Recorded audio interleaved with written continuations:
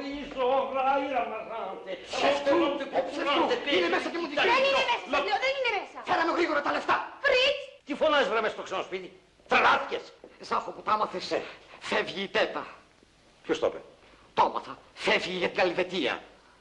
Σου παν ψέματα για να σε παραπλανήσουν. Δηλαδή δεν φεύγει. Φεύγει, αλλά όχι για την Ελβετία. Για πού?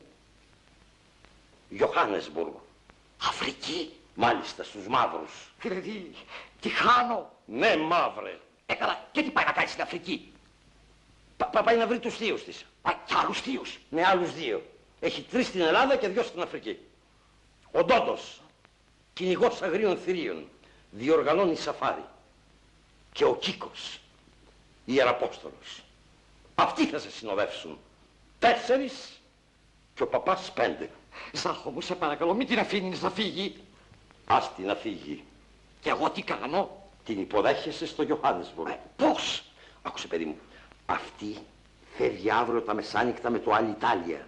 Εσύ πάρε το πρωί την Ολυμπιακή και την υποδέχεσαι στο αεροδρόμιο με λουλούδι.